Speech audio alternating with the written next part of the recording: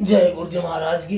गुरु जी को लगता है कल हम पाठ करना भूल गए हैं, उसके लिए क्षमा मांगेंगे। तो हम प्रार्थना है आपके गुरु जी। अब तो शादी के इस भाग दौड़ में कुछ भी ऐसी घटनाएं हो सकती हैं, इसके लिए हम पहले से आपको क्षमा प्रार्थना करते हैं कि अगर भूल चूक हो तो क्षमा करना, क्योंकि कभी कहीं भागना हो कभी कहीं भागना होती है। इसलिए प्लीज जय गुरु जी। और आज पाठ करने का आज्ञा आशीर्वाद। जय गुरु जी। महादेव का सत्यवियोग।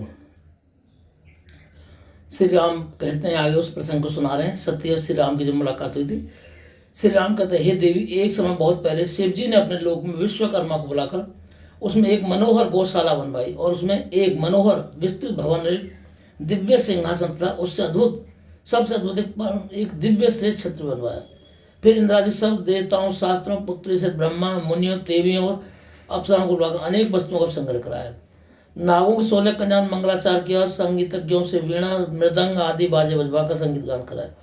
इस प्रकार बहुत बड़ा उत्सव समारोह हुआ। राज्याभिषेक की सारी सामग्री एकत्र हुई और तीर्थों के जल से भरे 5 घड़े मंगाए और अन्य अन्य दिव्य सामग्री अपने गणों से मंगवाए। फिर बड़े घोर शब्द वाला शंख बजाकर प्रसन्नता से वैकुंठवासी भगवान विष्णु को आमंत्रित किया।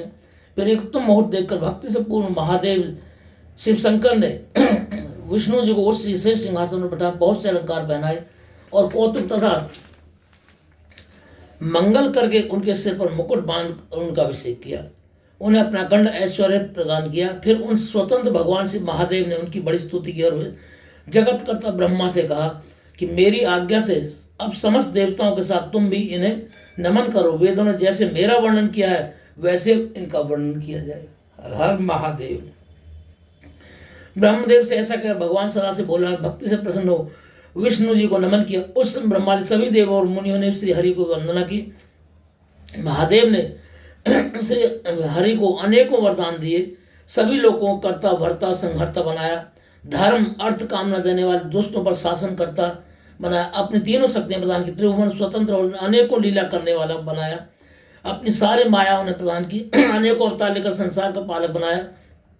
अपने लोक में गोलोक नामक स्थान दिया और कहा, हे हरि, पृथ्वी पर आपके जितने भी अवतार होंगे मेरे भक्त आदरपूर्वक उनका दर्शन करेंगे। इस प्रकार श्री हरि को अखंड ऐश्वर्य प्रदान कर अपने गणों सहित महादेव वैकुंठ और कैलाश पर चले गए। उसी समय श्री हरि विष्णु ने गोप वेश धारण किया। गोपों, गोपियों और गौओं के स्वामी बने। इस समय शिव जी की आज्ञा से उन्होंने 4 अवतार धारण किए हैं। पहला राम, अन्य 3 भरत, लक्ष्मण, शत्रुघ्न। हे देवी, मैं पिता की आज्ञा से लक्ष्मण और सहित सीता सहित वन में आया हूँ। देव बस यहाँ आकर मैं दुखी हो गया। किसी राक्षस ने देवी सीता का हरण कर लिया है। भाई के साथ मैं वियोगी बना, उन्हें इस वन में ढूंढ रहा हूँ। हे माता, आपका दर्शन पाकर मेरा कल्याण हुआ। यदि आपकी कृपा रही तो सर्वथा मंगल ही होगा। आपकी कृपा से मैं उस राक्षस को मार सीता को अवश्य प्राप्त करूंगा। आज बड़े भाग्य से आप दोनों का दर्शन करने का मुझे सौभाग्य प्राप्त हुआ, जिस पर दोनों कृपा हो धन्य है। अब ये पाठ यहीं तक करेंगे, आगे के पाठ में से कल करेंगे। पाठ लंबा है, सुनने में लोगों को पढ़ने में बहुत परेशानी होती है गुरु महाराज, इसलिए आप यहीं प्रोग्राम करने की आज्ञा दीजिए। अब भूल चूक क्षमा किए। ये यहाँ पर पाठ हमने आज संपन्न किया है। जय गुरु जी।